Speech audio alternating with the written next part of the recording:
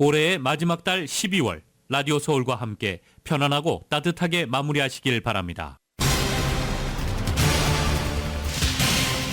2024년부터 65세 이상 주민들의 메디컬 신청 조건 중 재산 한도가 폐지돼 보유 재산에 대한 제한 규정이 없어집니다. 한인타운 내 건물 곳곳에 낙서가 뒤덮여 미관을 크게 해치고 있습니다. 그러나 시정부나 경찰도 뾰족한 대책이 없어 답답한 상황입니다. 올해 전국에서 총기로 인한 사망자 수가 42,151명을 기록했습니다. 총기 난사 사건은 올해 650건 발생했고 이로 인한 사망자는 706명이었습니다. 크리스마스 선물 다툼으로 14살 소년이 자신의 누나를 총으로 살해한 사건이 발생했습니다. 소년은 형이 쏜 총에 부상했습니다. 미시간 대법원이 트럼프 전 대통령이 대통령 선거에 출마할 자격이 있다고 판단했습니다. 콜로라도주 대법원의 판단과 반대입니다. 새해 전 세계 50개국에서는 중요한 선거가 치러질 예정입니다. 최근 몇 년간 급속히 발달한 인공지능 기술로 선거에 악영향을 미칠 수 있다는 우려가 제기됐습니다. 당초 지배적 예상과 달리 올해 미국 경제가 침체를 비껴간 가운데 내년에도 미국 경제가 연착륙을 달성할 수 있다는 낙관론이 나왔습니다. 미국의 최대 소비 대목인 연말 추수감사절과 크리스마스 기간에 미국의 명목 소비가 전년 대비 3% 늘었다는 분석입니다. 눈보라와 얼음을 동반한 겨울 폭풍이 콜로라도주 등 중부지방을 강타했습니다. 항공기 지연 결항 사태가 이어지고 일부 도로는 폐쇄됐습니다. 사고도 잇따르고 있습니다. 멕시코에서 미국으로 넘어오려는 중남미 이주자들이 국경으로 몰리고 있습니다. 미국과 멕시코 당국은 이민자 통제를 위한 방안을 논의할 예정입니다. 마약 투약 혐의로 물증 없이 검찰의 강도 높은 조사를 받고 있었던 배우 이선균 씨가 극단적인 선택을 했습니다. 이성균 씨의 사망 소식은 전 세계 언론도 계속 보도하고 있습니다. 이성균 씨는 아카데미 시상식과 칸 영화제 등을 통해 전 세계에 이름을 알렸습니다.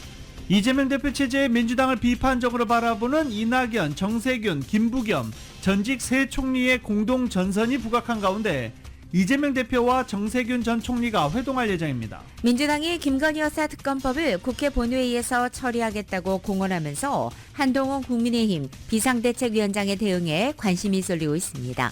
LA 클리퍼스가 샬럿 호네츠와의 경기에서 113대 104로 승리했습니다. 클리퍼스와 레이커스는 모두 오늘 경기에 없습니다. 디트로이트는 브루클린에게 112대 118로 패하면서 27연패라는 처참한 기록 행진 이어가고 있습니다. 현재 NBA 최다 연패 기록은 28연패입니다. 오늘 뉴욕 증시는 혼조세로 출발하고 있습니다. 원달러 환율은 1294.2원으로 마감했습니다. 남가주 오늘 대체로 흐리고 LA 한인타운 낮 최고 기온은 65도 예상됩니다. 이 시간 주요 뉴스는 하늘 위 호텔, 세계 최대 항공기 아시아나항공 A380에서 차별화된 서비스를 만나보세요.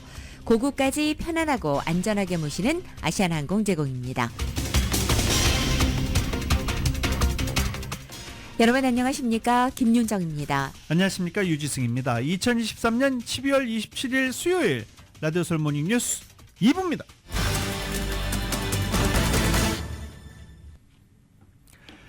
새해부터는 65세 이상 주민들의 메디컬 신청 조건 중 재산 한도가 폐지됩니다.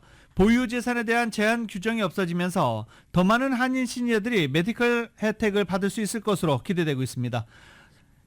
모닝뉴스 2부 첫 소식 정윤호 기자가 보도합니다.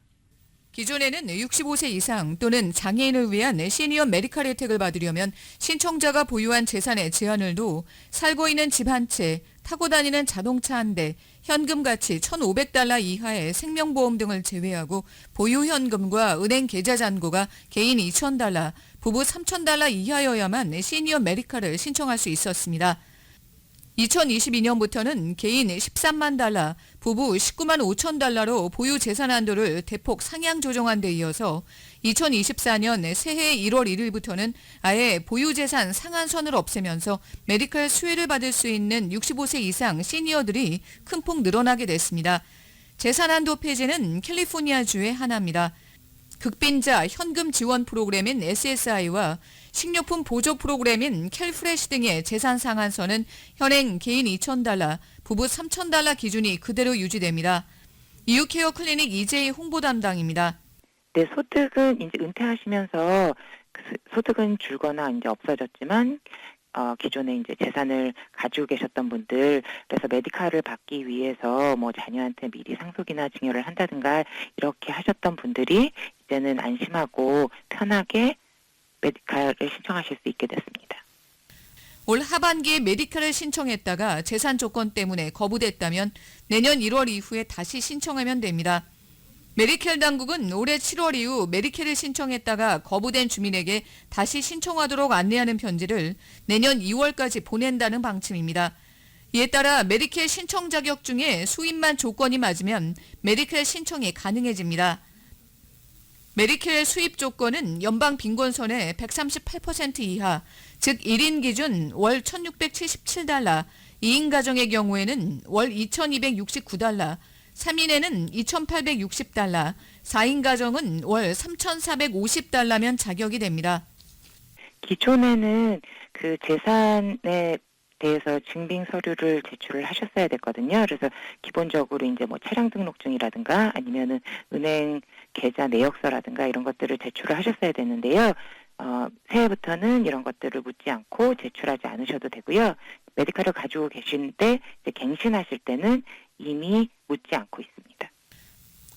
메디켈을 이용하면 사망 후에 정부가 주택 등 모든 재산을 회수한다고 잘못 알고 자격이 되는데도 메디켈을 신청하지 않는 한인들이 많은데 2017년부터 이 규정이 완화돼 55세 이후에 널싱홈 같은 장기 요양시설, 재활시설, 병원 입원, 처방약 등에 들어간 메디칼 비용으로 회수 대상을 제한하고 있습니다. 라디오 서울뉴스 정현호입니다. 캘리포니아와 LA의 공공요금은 전국 평균보다 비싸다는 것이 숫자로도 확인됐습니다. 전국의 공공요금 평균 비용을 기준으로 순위를 매긴 보고서가 발표된 결과 캘리포니아는 전국에서 공공요금이 가장 비싼 주 가운데 한 곳으로 선정됐고 도시별로는 로스앤젤레스가 비싼 도시 3위를 기록했습니다. 캘리포니아의 공공요금 유틸리티 한 달 평균은 368달러로 전국 평균인 351달러보다 높았습니다.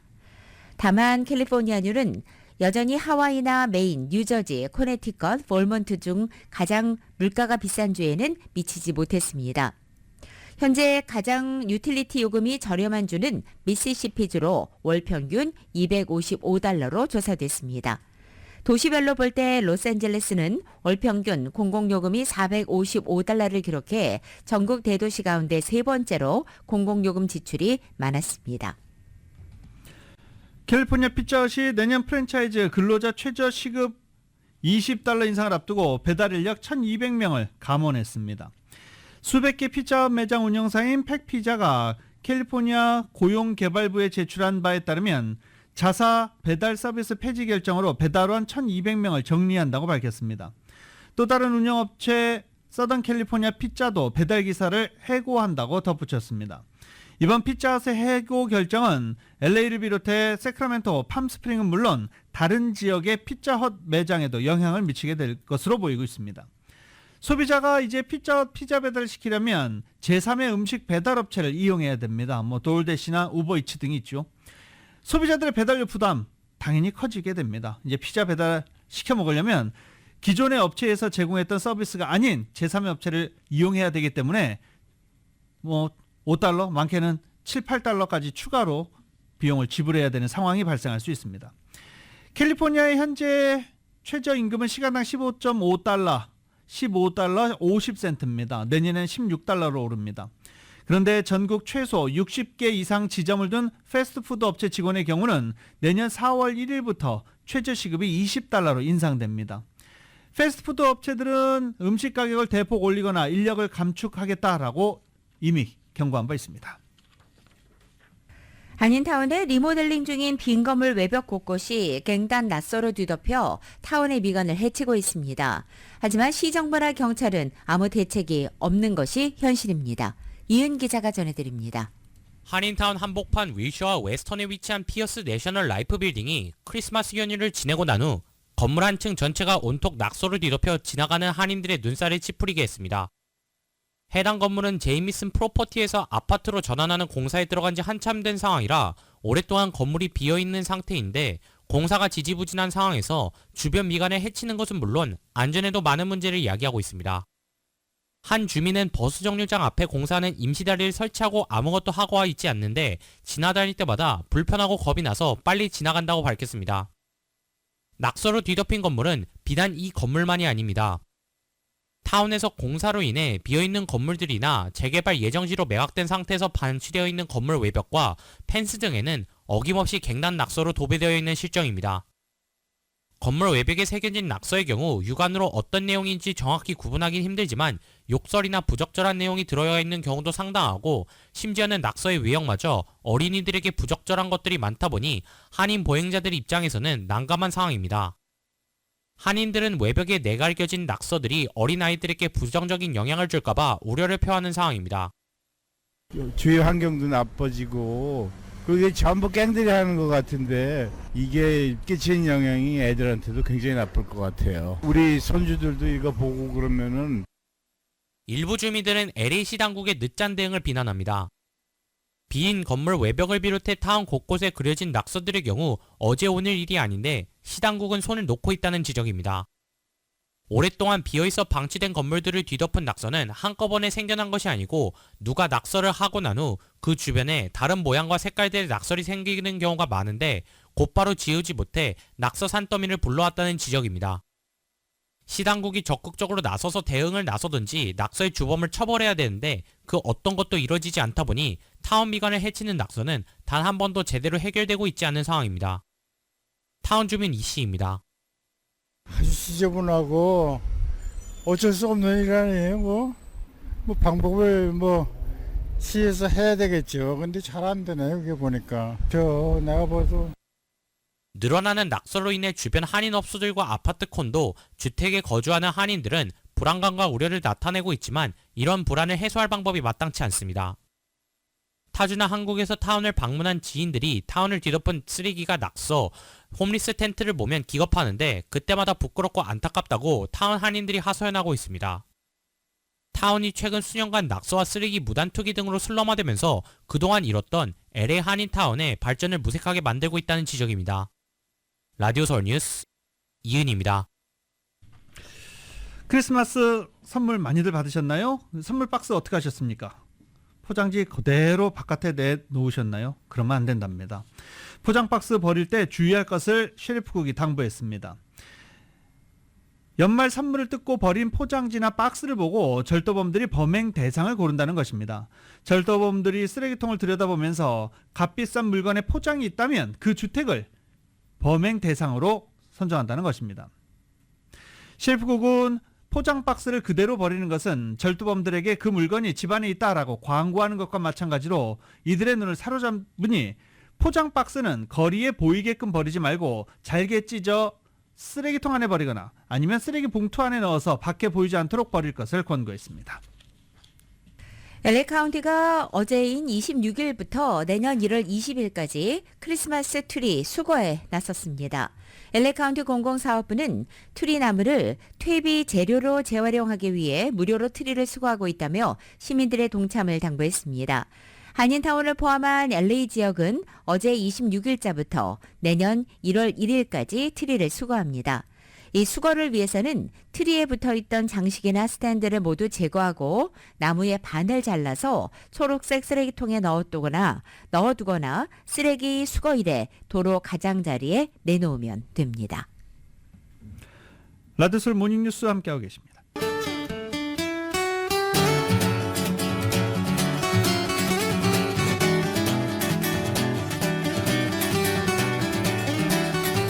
(12월 27일) 수요일 남가주의 날씨입니다. 남가주 지역 오늘 구름 낀 흐린 날씨 보이겠습니다. 낮 기온도 지역에 따라 3도에서 5도가량 떨어지겠습니다. 목요일인 내일 부분적으로 해가 나겠고 낮 기온은 평년 기온을 다시 회복하지만 금요일에는 다시 흐려지고 낮 기온도 다시 내려앉겠습니다. 그리고 금요일 늦은 밤부터 남가주 대부분 지역에 빗방울 떨어지기 시작합니다. 그리고 다음 날 토요일에는 하루 종일 비가 내리겠습니다. 일요일 오후부터 새해 첫날인 월요일 오전까지도 남가주에는 비가 내리다 그치다를 반복하고 비가 내리면서 낮 기온은 60도 초반대로 떨어지겠습니다. LA 한인타운의 오늘 낮 최고 기온 65도, 밤 최저 기온 51도, 오렌지 카운티 지역 65도 48도, 밸리와 일랜드 암파이어 지역은 66도 47도, 해안 지역은 63도 51도 예상됩니다. 한국 오늘도 전국이 대체로 맑겠습니다. 서울의 오늘 아침 최저기온은 22도, 낮 최고기온 41도로 예상됩니다. 라디오 서울 모닝뉴스 2부 이 시간은 1250만 불 교통사고 최고 보상, 교통사고 전문 천재 변호사 리차드 호프만, 또 하나의 새로운 문이 열렸습니다. 한인은행 최초로 라스베가스에 진출한 오픈뱅크, 총 20억 달러의 승소, 크고 작은 교통사고와 상해, 브라이언 타필라와 시질러, 한인타운 올림픽과 카탈리나의 새 지점을 오픈했습니다. 고객과 함께 새로운 미래를 열어가는 US 메트로뱅크 공동 제공입니다. 라디오 서울 모닝뉴스와 함께하고 계십니다. 내년부터 재외국민이 가족관계 등록 사항별 증명서를 재외공간에서 뗄 때 내는 수수료 1달러로 통일됩니다. 한국 법원행정처는 이런 내용을 중심으로 하는 증명서 발급 업무 개선을 내년 1월 1일부터 시행한다고 밝혔습니다. 해외에서 가족관계 등록부를 발급받으려면 기본적으로 수수료 1달러가 들어갑니다. 여기에 가족관계 등록관이 파견되지 않은 곳에서 발급받으려면 공인 전자우편 이용료까지 추가로 부담해야 합니다. 추가 부담이 필요한 재외공간은 전체 167곳 중 154곳입니다. 추가 요금 50센트입니다. 재외공간에 따라 발급 비용이 달라지는 문제를 해결하기 위해서 가족관계 등록 정보 시스템과 재외동포청 시스템을 연계해 모든 수수료 1달러로 통일한다고 발표했습니다.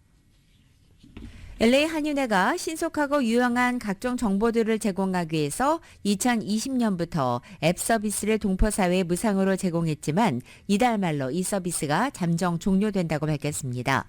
이 한인회 앱은 팬데믹 직후부터 LA 한인들에게 이 일일 코로나 감염 현황과 백신 정보, 또 각 지역 정부의 지원 프로그램 같은 유용 정보를 실시간으로 제공하면서 한인들에게 큰 도움이 된 바 있습니다. 그러나 동포사회의 최신의 프로그램을 약 4년이나 무상으로 제공하던 회사 측의 상황이 팬데믹 여파로 여의치 않아서 아쉽지만 이번 12월 말부로 서비스가 잠정 종료된다고 어제 발표했습니다. 한인타운 노인센터가 2024학년도 첫 번째 학기 커뮤니티 봉사 프로그램 접수를 오늘부터 받습니다. 오늘부터 4월 동안 매일 오전 10시부터 오후 2시까지 노인센터 1층 정문에서 새학기 수강 신청자를 접수하고 각 프로그램별로 선착순 마감할 예정입니다.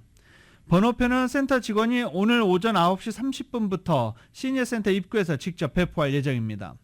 이번 학기에는 네이티브 이디엄, 소미오 기초, 스케치 클래스, 공예교실, 요가, 시니어 근력운동, 언어교실 등 7개 과목이 신설돼 총 40개 과목이 제공될 예정입니다.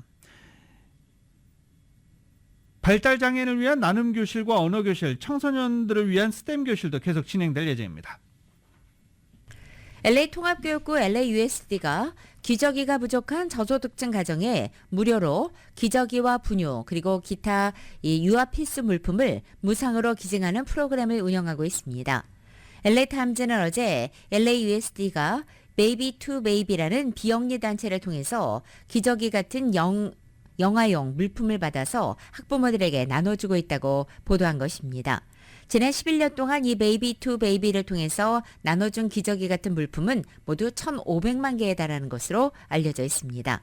저소득층의 기저귀 요청이 이처럼 늘어나는 것은 2018년 이후 이 기저귀 가격이 22%나 급등했기 때문입니다. 특히 갓난아이에서 서너 살짜리 영아를 둔 저소득층 가정은 아이 한 명당 매달 75달러에 달하는 기저귀 구매에 부담을 느껴서 이 유치원에 맡기지 못하는 경우도 있다고 보도했습니다. 저소득층의 임산부와 산모, 영아를 지원하는 연방정부 프로그램 WIC 윅은 기저귀 구매비를 별도로 지원하지 않기 때문에 이들은 정부가 매달 지급하는 생활보조비를 사용해야 하는 것입니다. 2019년도 한 통계에 따르면 미국 4가정 가운데 한 가정은 기저귀가 충분하지 않아서 아이를 유치원에 데려다 주지 못하고 있는 것입니다. 부모는 영아를 유치원에 맡길 경우 기저귀를 제공해야 하기 때문입니다.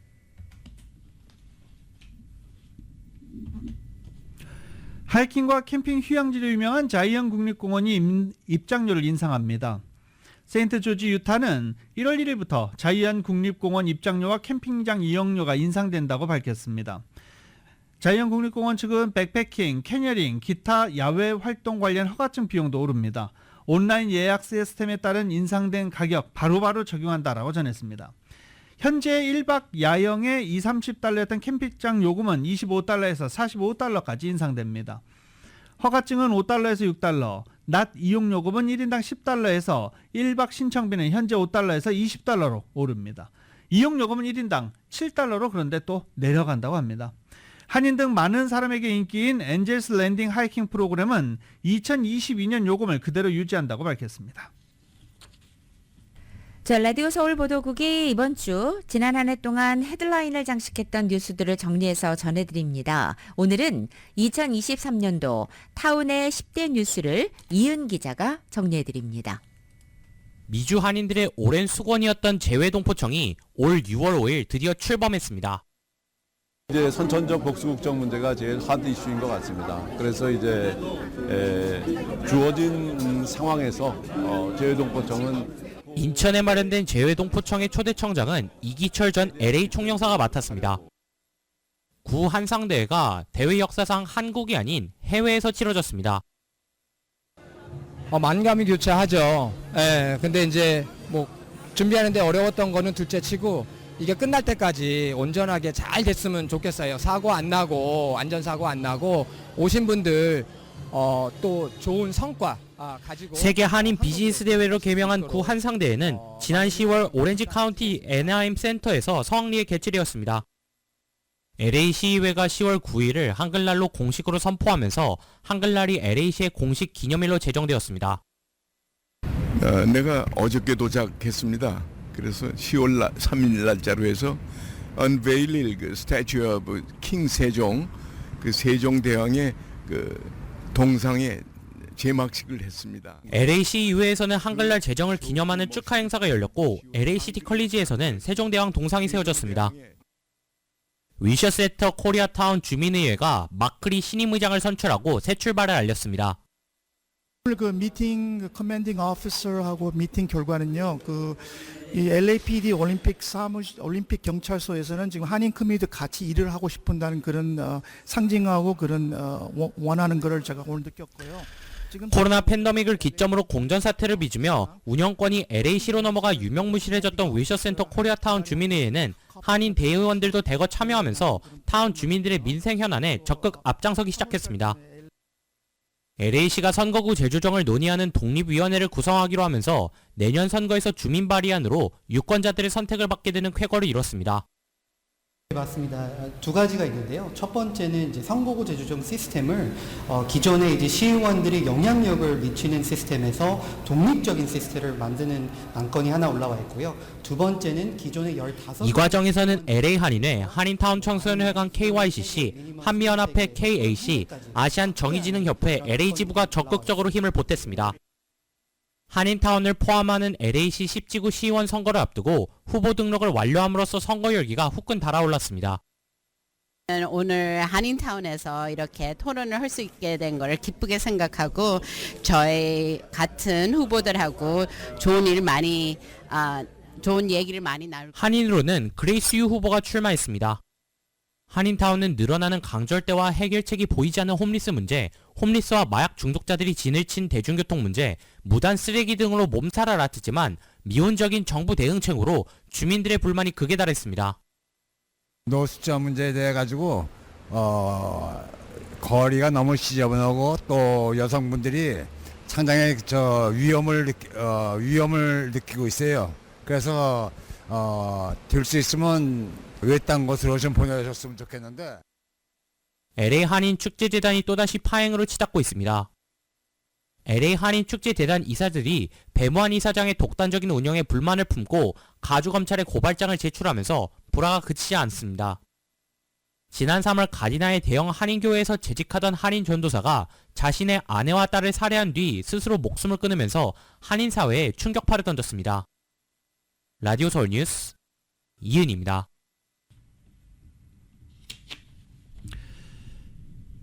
마약 투약 혐의로 경찰 조사를 받아왔던 배우 이성균 씨가 숨진 채 발견됐습니다. 경찰은 이 씨가 유서로 보이는 메모를 남긴 점으로 미루어 마약 관련 수사를 공소권 없음으로 종결할 예정입니다. 배우 이성균 씨 매니저로부터 112 신고가 접수된 건 한국 시간 오전 10시 12분쯤. 이 씨가 전날 밤 유서로 보이는 메모를 남기고 집을 나섰고 연락이 닿지 않는다는 내용이었습니다. 경찰은 즉시 휴대전화, 위치 추적 등을 통해 수색에 나섰고 오전 10시 40분 성북동 인근 주차장에서 이 씨의 차량을 발견했고 안에서 숨진 채 발견이 됐습니다. 갑작스럽게 세상을 떠난 고 이성균 씨 빈소에 이 씨의 죽음을 애도하는 영화계와 방송계 동료들의 발길 늦은 밤까지 이어지고 있습니다. 서울대병원 장례식에 마련된 빈소에는 아내 배우 전혜진 씨가 상주로 빈소를 지키는 가운데 유족과 소속사 직원들이 조문객을 맡고 있습니다. 배우 조정석, 조진웅, 이성민, 하정우, 정우성, 이정재, 문성근 씨 등을 비롯해 여러 감독들도 빈소를 찾아 고인의 마지막 길을 애도하고 있는 중입니다. 한편 배우 이성균 씨는 마약 투약 혐의로 3차례 경찰 조사를 받았죠. 혐의를 줄곧 부인해온 이성균 씨는 억울함을 호소하면서 최근에 거짓말 탐지기 조사를 요청하기도 했습니다. 경찰이 물증도 없이 반복된 공개 소환으로 무리한 수사를 진행했다는 지적을 피할 수 없게 됐습니다. YTN입니다. 배우 이성균 씨는 마약 투약 혐의로 지난 10월부터 3차례 경찰 조사를 받았습니다. 이 씨 마약 투약 의혹이 알려진 건 지난 10월 19일 한 언론 보도를 통해서였습니다. 경찰 관계자 말을 통해 유명 연예인이 내사를 받고 있다는 내용이었습니다. 결국 다음 날 이 씨 소속사가 공식 입장을 내고 8일 뒤 이 씨는 피의자 신분으로 첫 조사를 받았습니다. 지금 이 순간 너무 힘든 고통을 감내하고 있는 가족들에게 미안한 마음입니다. 다시 한번 모든 분들에게 진심으로 사과드립니다. 일주일 뒤 두 번째 조사가 이루어졌고 경찰은 3시간 동안 진행된 조사에서 마약 투약 여부를 집중 추궁했습니다. 오늘 조사에서 마약 투약 혐의 인정하셨나요? 예, 그것 또한 다 솔직하게 제가 기억하고 있는 거 다 사실대로 다 말씀드렸습니다. 마약 간이시약 검사와 국립과학수사연구원 정밀검사에서 잇따라 음성이 나오면서 조사가 거듭될수록 경찰 수사에 대한 의구심도 커져갔습니다. 무엇보다 뚜렷한 구체적 증거도 없이 연예인들에 대한 줄 소환에 나서면서 무리한 수사를 강행한다는 비난도 이어졌습니다. 심지어 경찰 고위 관계자는 죽이 될지 밥이 될지 모르는 상황인데 불에 안 치기도 전에 알려졌다며 별다른 성과가 없음을 내비치기도 했습니다. 이 씨가 숨지기 나흘 전 경찰은 송치 여부를 결정하기 전 마지막 소환으로 알려진 3차 조사를 19시간 동안 이어갔습니다. 줄곧 혐의를 부인한 이 씨는 경찰의 거짓말 탐지기 조사도 요청했습니다. 수사가 유흥업소 실장 김모 씨 진술에만 의존해 억울한 측면이 있다는 것이었습니다. 오늘 조사 성실히 임했고요. 이제 앞으로 경찰에서 저와 공갈범들 사이에 어느 쪽이 진술의 신빙성이 있는지 잘 판단해 주시기를 부탁드리겠습니다. 앞서 함께 수사선상에 올랐던 가수 지드래곤 권지용 씨는 마약 투약 혐의 입증에 실패하고 불송치 결정이 내려졌습니다. 경찰이 물증도 없이 무리한 수사를 진행하며 피의 사실 정보 유출도 막지 못하면서 결국 실패한 마약 수사로 남게 될 전망입니다. YTN 우종훈입니다. 영화 기생충으로 세계적인 주목을 받았던 배우 이성균 씨가 숨지자 해외 언론도 일제히 비보를 전했습니다. 뉴욕타임즈와 워싱턴 포스트, 영국 BBC, 로이터 통신 등 주요 외신들은 한국 언론을 인용해 이 씨가 서울의 한 공원에서 숨진 채 발견됐다고 보도하고 있습니다. 이 씨가 대표작 기생충을 비롯한 다양한 작품에서 넓은 연기 스펙트럼으로 주목을 받았다라고 외신들은 소개하고 있습니다. CNN은 기생충에서 부잣집 아버지 역을 맡은 이 씨가 48세 사망했고 장례식은 가족, 동료들이 참석한 가운데 조용히 치러질 예정이다라고 보도하고 있습니다. 또 지난 10월 이 씨의 마약 투약 의혹이 불거진 뒤 이어진 논란에 대해서도 비교적 상세히 보도하고 있는 중입니다.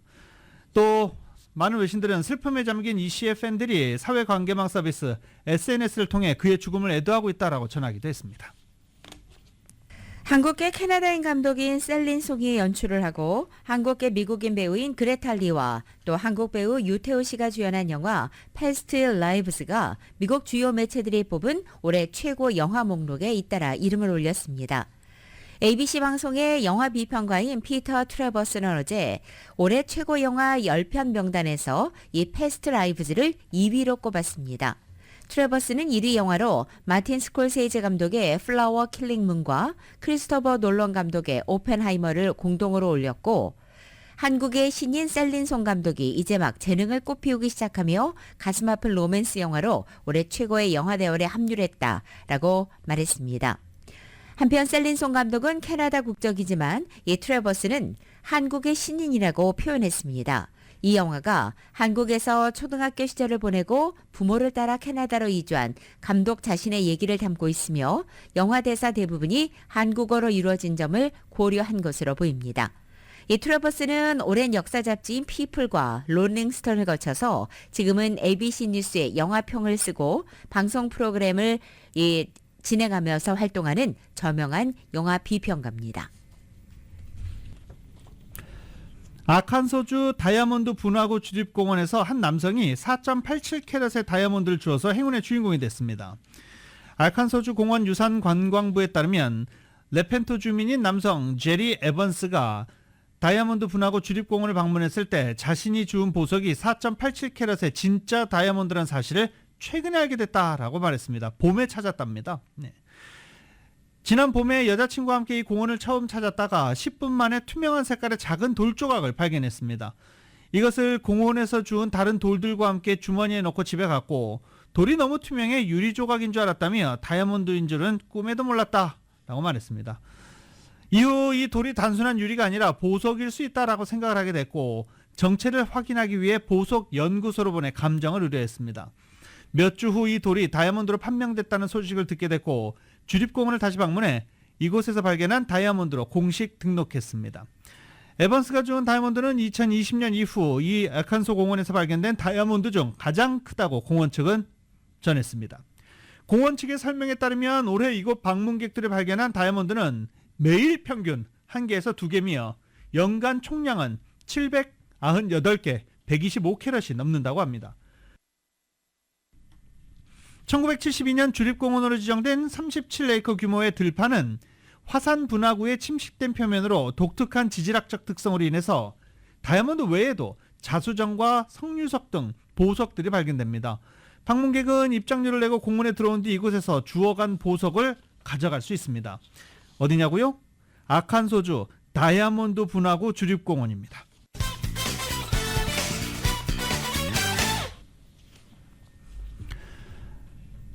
라디오서울 모닝뉴스 함께하고 계십니다.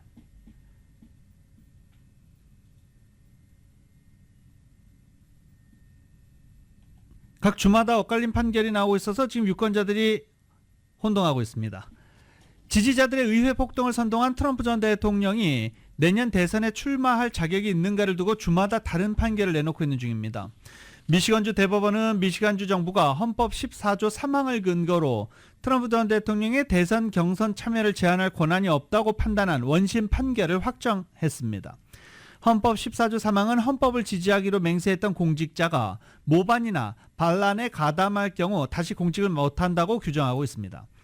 이 소송 원고는 트럼프 전 대통령 지지자들이 그의 대선 패배를 뒤집으려고 2021년 1월 6일 연방의회에서 폭동을 벌인 게 반란이며 트럼프가 지지자들을 부추겨 직접 반란에 가담했으니 그의 대선 경선 참여를 금지해야 한다고 주장했습니다.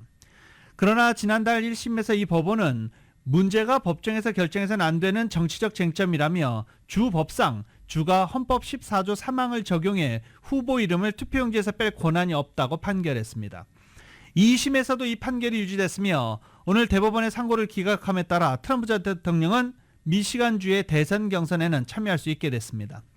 미시간주의 판결은 트럼프 전 대통령을 주의 공화당 대선 후보 경선에서 제외할 것을 주정부에 명령한 지난 19일 콜로라도주 대법원 판결과 엇갈립니다. 콜로라도주 판결은 미국 여러 지역에서 제기된 같은 내용의 소송 중 헌법 14조 3항을 적용해 대통령 후보 자격을 박탈한 최초의 판결이었습니다. 공화당 소속의 연방 하원 의원들이 잇따라 이른바 스와팅에 표적이 됐다는 소식입니다. 이 스와팅은 특수기동대의 스왑 출동을 유도하기 위해서 특정 주소에 범죄가 발생했다고 허위적으로 신고를 하는 것으로 출동한 경찰이 즉각 현장 대응을 시도하면서 엉뚱한 사람이 죽거나 다치는 경우도 있습니다. 극우 성향의 친 트럼프 인사로 알려져 있는 마조리 테일러 그린 연방 하원 의원은 X에 올린 글을 통해서 자신이 스와팅의 표적이 됐다고 전했습니다. 조지아주 롬의 경찰에 따르면 뉴욕주에 거주하는 한 남성이 어제 오전 11시경 자살 예방 핫라인으로 전화해서 그린 의원의 주소지에서 자신의 여자친구를 총으로 쐈으며 자신도 자살하겠다고 위협했습니다. 경찰은 이 전화를 그린 의원 지역의 보안 담당에게 알렸습니다. 하지만 보안팀은 출동할 필요가 없다고 판단했고 경찰은 그린 의원의 집으로 이동하던 중에 이것을 취소했다고 NBC 방송이 보도했습니다. 그린 의원은 우리 지역 경찰은 최고이며 이런 상황에 대응하기 해서는 안 된다고 말했습니다. 브랜든 윌리엄스 연방 하원의원도 어제 자신 역시 스와팅의 표적이 됐다고 밝혔습니다. X에 올린 글을 통해서 우리 집이 전날 허위 경찰 신고의 표적이 됐으며 누군가 경찰이 실수로 나를 죽이길 원했다라고 말하기도 했습니다. 스와팅은 유명인이나 정부 관계자, 언론인 등이 표적이 되고 있다고 워싱턴 포스트가 보도했습니다. 앞서 지난 2017년에 인질극 상황이 발생했다는 허위 신고를 받고 출동했던 경찰이 현관문을 열어준 28세 남성을 총으로 쏴 사망케 한 일도 있었습니다. 남성은 허위 신고를 한 사람을 전혀 알지 못했던 것으로 드러나기도 했습니다. 트럼프 전 대통령이 재집권 시 외국산 제품에 보편적 관세를 부과하겠다고 밝힌 가운데 이 관세가 기존 관세에 추가되는 방식이라고 트럼프 전 대통령 측이 뉴욕타임즈에 밝혔습니다. 트럼프 1기 정부에서 무역 문제를 총괄한 로버트 라이트하이저 전 무역대표부 대표는 뉴욕타임즈와 이같이 인터뷰를 했습니다. 트럼프 전 대통령이 재집권할 경우 새 정부에서 중책을 맡을 것으로 전망되며 인터뷰 질문은 트럼프 캠프가 라이트하이저 전 대표에게 전달했다고 뉴욕타임즈는 전하기도 했습니다. 트럼프 전 대통령은 공약을 통해 외국산 제품에 대한 보편적인 기본 관세 시스템의 단계적 도입 방침을 밝혔지만 구체적인 계획을 설명하지 않았었습니다. 다만 트럼프 전 대통령은 지난 8월 한 방송 인터뷰에서 이 비율을 10%가 될 것이라고 말했지만 최종 관세가 10%가 되는지 아니면 기존 관세의 10%포인트가 인상되는 것인지는 언급하지 않았습니다. 이에 대해서 라이트하이저 전 대표는 기존 관세의 10%포인트가 인상되는 것이라고 답한 것입니다. 미국의 최대 소비 대목인 연말 추수감사절과 크리스마스 기간에 미국의 명목 소비가 전년 대비 3% 늘었다는 민간업체 분석이 나왔습니다. 마스커드 스탠딩 펄스 보고서에 따르면 지난 11월 1일부터 12월 24일까지 미국의 소매 판매, 자동차를 제외한 판매가 지난해 같은 기간 대비 3.1% 증가했습니다. 미국에서는 추수감사절 부근부터 연말까지 대형 할인 행사가 이어지고 때문에 이 기간의 매출은 소매업체의 한 해 성과를 좌우할 정도로 중요하게 여겨집니다. 소비 형태를 구체적으로 볼 때 온라인 소매 판매가 6.3% 늘어났고 반면 오프라인 상점 판매는 2.2% 느는데 그쳤습니다. 마스터카드 경제연구소 수석 이코노미스트는 올해 연휴 기간에 소비자들은 신중한 소비를 하는 모습을 보였다라고 평가했습니다. 소비자들이 비록 지출을 늘리기는 했지만 구매 가치가 높다고 판단하는 상품과 서비스 위주로 지갑을 보다 신중하게 열었다는 분석입니다.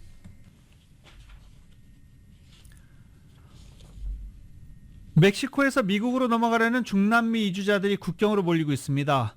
어제 전해드렸죠. 곧 텍사스에는 문이 닫힌다. 이런 소문이 퍼지면서 이주자 행렬의 발걸음이 점점 더 빨라지는 것입니다. 오늘부터 미국과 멕시코 당국이 이민자 통제를 위한 방안을 논의할 예정입니다. 토니 블링컨 국무장관은 멕시코에서 이 이민자 통제를 위한 방안을 논의하고 바로 또 이스라엘로 넘어갈 예정입니다. KBS가 보도합니다. 멕시코 남부에서 시작된 이주자 행렬, 이른바 카라반은 연말에도 미국 국경을 향하고 있습니다. 아빠가 아이를 목마를 태우기도 하고 엄마는 아기를 안고 힘겨운 여정을 이어갑니다. 멕시코 남쪽 국경에서 출발해 수십 킬로미터를 걸어온 이들은 북쪽 미국 국경까지 2,000킬로미터 넘게 더 가야 합니다. 중미 온두라스와 과테말라 등에서 모인 이 행렬의 규모는 지난해 6월 이후 최대인 약 6,000명. 성탄절에도 이렇게 걷는 건 미국 국경이 곧 닫힐 거라는 소문이 퍼지고 있기 때문입니다. 실제로 미국 애리조나주 등에 있는 일부 국경은 이미 막혔고 철길도 임시 폐쇄되기도 했습니다. 멕시코 정부는 올해 5월부터 이주자를 차단하고 있지만 미국 국경에선 하루 최대 10,000명의 불법 이주자가 체포되고 있습니다. 이에 따라 블링컨 미국 국무장관 등이 오늘 멕시코를 방문해 이민자들을 통제하기 위한 추가 방안을 논의합니다. Their visit will really be about getting at the migratory flows and talking to President Lopez Obrador and his team about what more we can do together. 지금까지 미국과 멕시코 간 국경 통제가 강화될 움직임을 보일 때마다 이주자들이 더 몰렸던 점을 보면 이번에도 그 흐름을 막는 건 쉽지 않아 보입니다. 뉴욕에서 KBS 뉴스 박일중입니다. 바이든 행정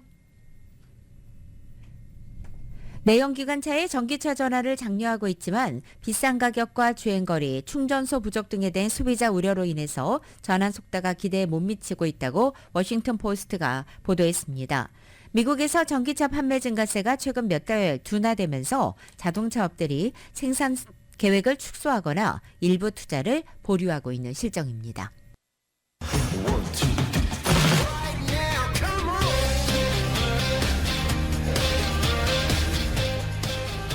라디오솔 모닝뉴스 스포츠 소식입니다. 스포츠 소식은 전문가가 추천하는 이민법과 가정법 전문 제인정 종합법률사무소 제공입니다.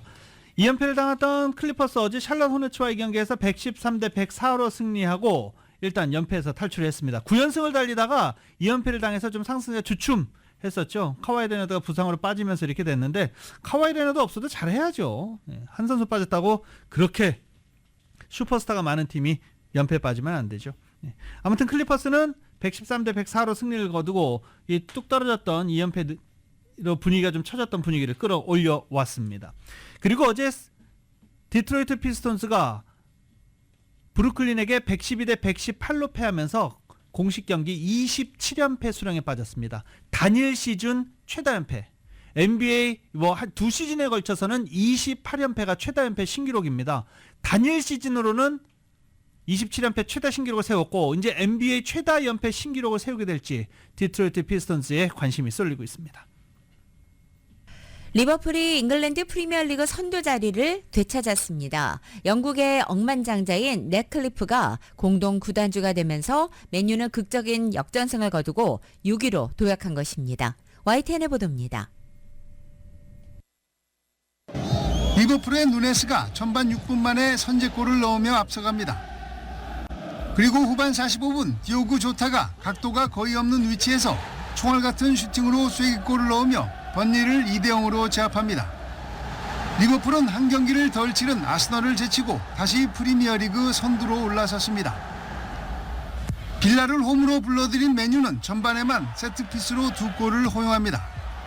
빌라는 프리킥에 이어 코너킥으로 맨유 수비를 무너뜨리며 최근에 상승세를 이어가는 듯 했습니다. 맨유는 빌라의 옵사이드 트랩에 고전했지만 후반 14분 상대 패스를 가로챈 공격에서 가르나초가 만회골을 넣으며 추격을 시작합니다. 후반 26분 크로스가 빌라 수비에 맞고 흐르자 가르나초가 다시 왼발로 빌라 골망을 흔들며 2대2 동점을 만듭니다. 그리고 10분 뒤 코너킥 기회에서 회이룬의 왼발 슈팅이 골대를 맞고 들어가며 3대2 역전에 성공합니다. Rasmus Højlund becomes a Premier League goal scorer for Manchester United. They've come from 2 down to lead 3-2. This is what Old Trafford is all about. 최근 4경기에서 1무 3패로 부진했던 맨유는 5경기 만의 승리를 짜릿한 역전승으로 장식하며 리그 6위로 도약했습니다. YTN 김동훈입니다.